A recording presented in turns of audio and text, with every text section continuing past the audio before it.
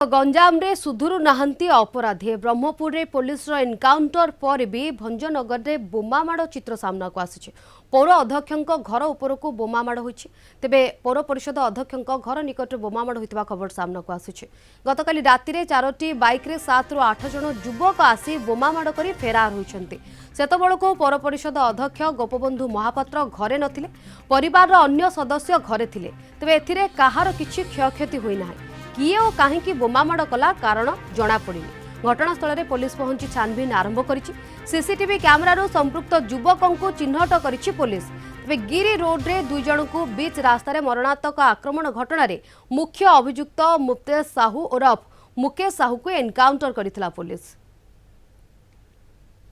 आमे खाई 11:30 शोई पड़ू हठात 11:40 11:45 भितर गोटे बहुत जोर साउंड हला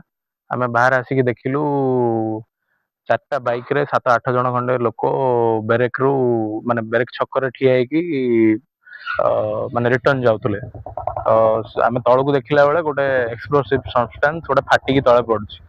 आमे भयभीत हेलु भयभीत हेकि आमे आईआईसी को फोन करथिलु से आसिकी तांगर जा पुलिस तांगर तदंत चलैछन।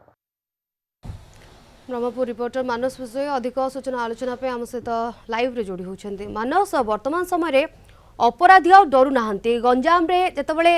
अपराधी सक्रियता आहुरी बढ़ी बढ़ी चली आपण देखिछन्ते गिरी रोड रे जेतबेले मरणात्मक आक्रमण 2 जन को ऊपर करागला जन को एनकाउंटर ये घटना मध्ये करागला ता परे मध्ये बोमामाडर खबर आसुछ अर्थात अपराधी आ अपराध घटेबा को डरू नाहंती एनकाउंटर सत्य मध्ये पुणी एक अपराधर खबर सामना को आसुछ बाबद अपडेट कोन मानस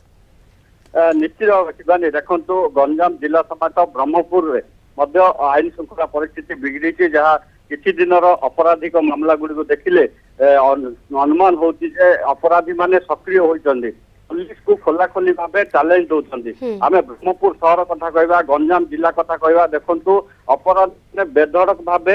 निजर अपराध कर लगी जदि आम काली घटना देखा काली जितेबले आईजी कड़ा चेतावनी देते जे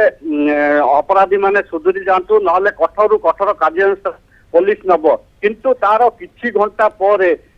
गंजाम भंजनगर पौर परिषद जी अध्यक्ष गोप महापात्र घर सामने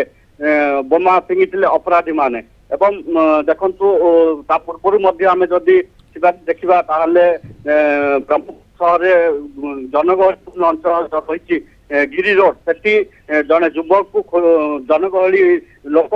बाड़े बाड़े मारिया हत्या उद्यम अपराध जिते अभियुक्त को पुलिस एनकाउंटर करथिला तथापि अपराधी माने सुधुरु नांती ता पूर्व देखु गोपालपुर पुलिस पक्षर जो ओवरब्रिज रु जड़े युवक को ओवरब्रिज तल को ठेली देकी हत्या उद्यम घटना पुलिस जन को एनकाउंटर करथिला एवं तार 2 दिन पुणी यही घटना घटला गिरी रोड घटना घटला एवं से अभियुक्त काबू करिया बेले उभय पुलिस सहित पुलिस रु खसी चली उद्यम करते पुलिस एनकाउंटर करथिला अनुमान कर देखु जेहेतु गंजाम वर्तमान अपराधी माने सक्रिय होती पुलिस कठोर कठोर कार्यानुष्ठान आवश्यकता रही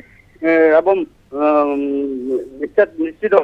पुलिस ए घटना पुलिस जोरदार पेट्रोलिंग करने आवश्यकता रही केवल जो अपराधी मामला ना बरम विभिन्न स्थान में चोरी होता जहाँ अनुमान रही पुलिस वर्तमान कठोर कठोर कार्यानुष्ठान आवश्यकता रही पुलिस वर्तमान समय कठोर कार्यानुष्ठान आवश्यकता रही कारण अपराधी माने खोला खोली भाव में कोटना कोटी पुलिस को चैलेंज करुछंती। धन्यवाद मानस आपनकर सूचना पाई।